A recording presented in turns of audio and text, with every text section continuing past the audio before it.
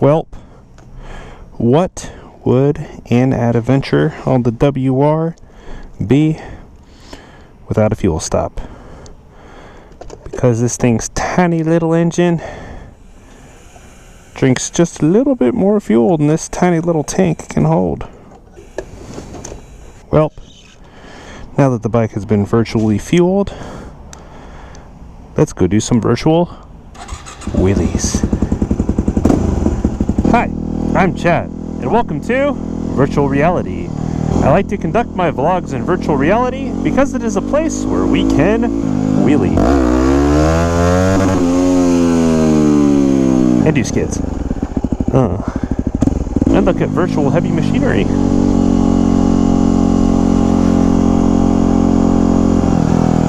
So today's video is going to be a pretty mellow one. I don't have a topic really to talk about related to how things on an Aprilia 210 V4 work, or even how things on a WR250X work, but instead we're going to talk about what I've been up to and what's next for me. While we do wheelies.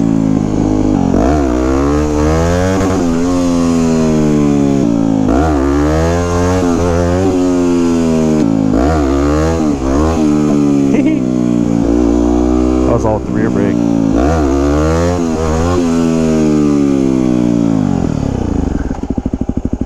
So in case you haven't seen my latest videos from last week, I went motorcycle racing with my 2012 Triumph Daytona 675R road racing. And yes, this is actual racing. I gridded up against a bunch of other guys, went from a dig, drag race to turn 1 to see who could get there first and who could complete 8 laps the fastest. And it was a blast. There's some good fun stuff there, and I don't want to spoil everything, but big takeaways were that I took podium finishes. That's right, I finished 3rd in the Amateur 600 Super Sport race and 2nd in the Amateur 600 Superbike race. Too much rear brake there. Oof. So if you haven't watched the videos recapping my whole race weekend, I'll drop some cards up here on the screen, and I'll put links down in the description below too. Go check those out. Appreciate it if you click the like button on both of them, or all of them.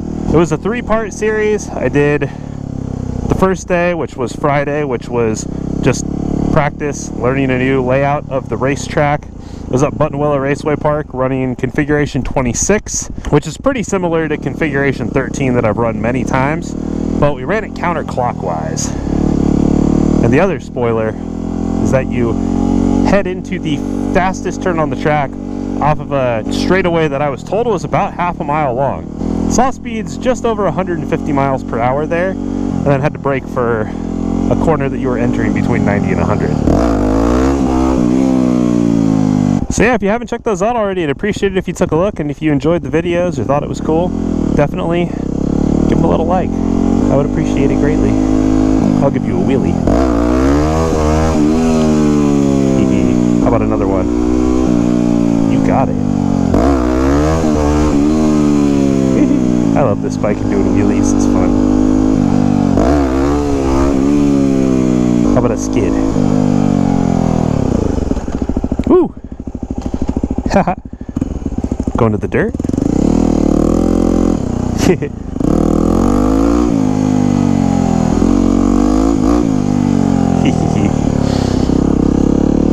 Fun, fun, fun. Just supermoto things. Yes, I took podium finishes, I got trophies. It was cool. They didn't have a podium ceremony because they don't do that for the amateurs, except for the sportsman race, which is only meant for people that are running lap times slower than 210, and I think a way to just try to hook them into racing, which I love and totally support. I'm a bit faster than that, so I did not run in that race. But anyways, it was a great time. I had a blast. It was one of the best weekends of my life, and that's a huge milestone achievement for me. I never thought that I would be racing motorcycles, and even though the field was small and it's still at an amateur level, I don't know if I ever thought I'd be competitive, but I'm really proud to say that I kind of am. Coming back from that was a bit difficult just because it was seriously the time of my life, and I just wanted to be a pro motorcycle racer after that. Do nothing but ride racetracks and go fast all the time. Skid. Ooh. You're a real pro when you can skid and then wheelie out of it. So there was my skid, and I'm gonna wheelie out of it now. Ha! Yeah, it didn't work. That was not the best wheelie.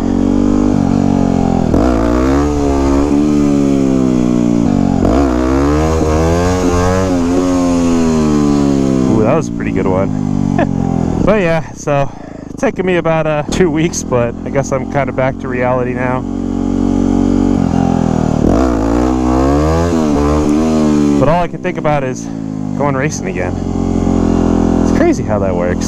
So, what's next? Gotten back to making my usual type of content, 210 V4 stuff, as I posted earlier this week. If you haven't watched that video, I'll put a card up on the screen now. Go check it out. Then I'm out here today practicing wheelies on my WR250X, like I tend to do from time to time as the sun goes down in virtual reality.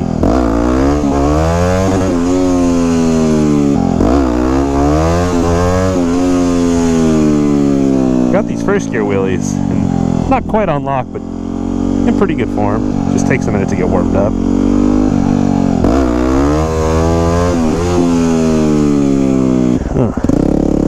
Onto the dirt we go. Whoa. A little too much pressure on the front tire there, but I got it. Put that foot down like a real motocrosser. Got that little karate chop on the bars too. I'm back to making my regular videos, posting weekly again, stuff that isn't necessarily racetrack content. Although I do need to at least inspect my clutch. So if you check out my race day recap, or either of the full races, particularly race 2, the Amateur 600 Superbike race, you see my clutch was slipping pretty bad there under power. I mean, it just got progressively worse throughout the race. It was slipping a bit too in race 1. I didn't notice in the moment, but going back and watching the footage, it's clear that it is slipping a bit. So I noticed when I got home that my clutch lever had no slack in it whatsoever. So I adjusted it, but it's a track bike, so I can't just go take it out and ride it on the street, warm it up for 20 minutes, and then give it the beans. It's on slicks, doesn't have a kickstand or lights, doesn't have a license plate on it. So even in virtual reality, I think that might be crossing a line.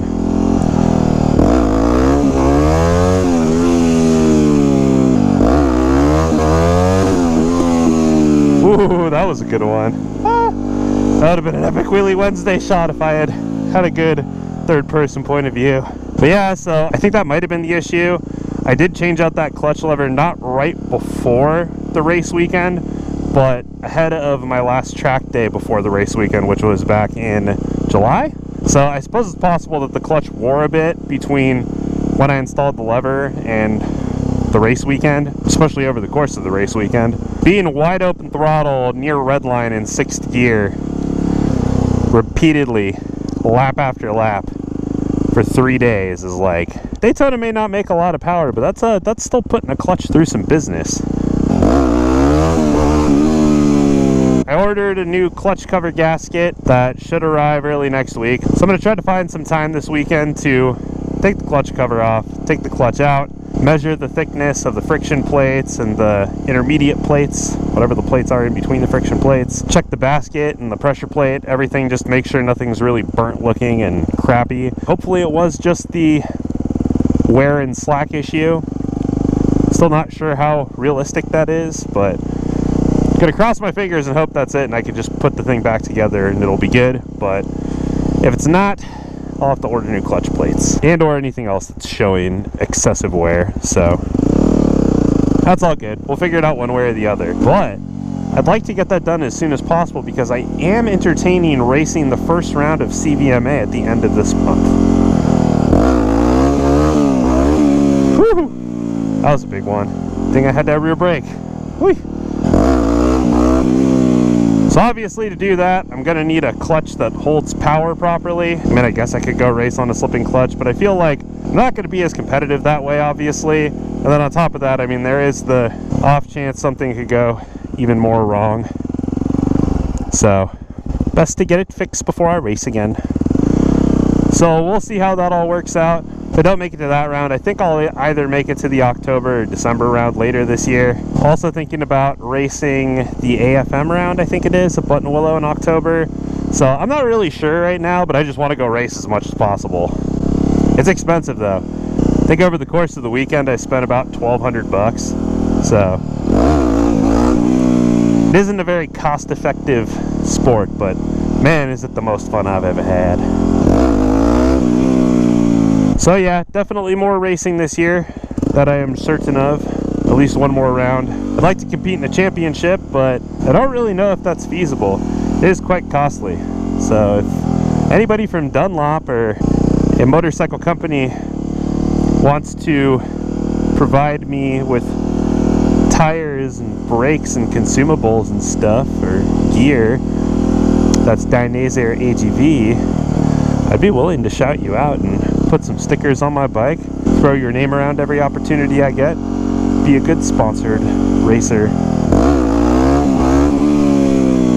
But yeah, that's pretty much it. Gonna try to focus more on work so that I can make some extra money to support my racing addiction. It's quite a good addiction though. It does make me unbelievably happy. That was a decent one. But yeah, that's it. Just getting back to reality when I'm not in virtual reality, and trying to figure out how I can race more.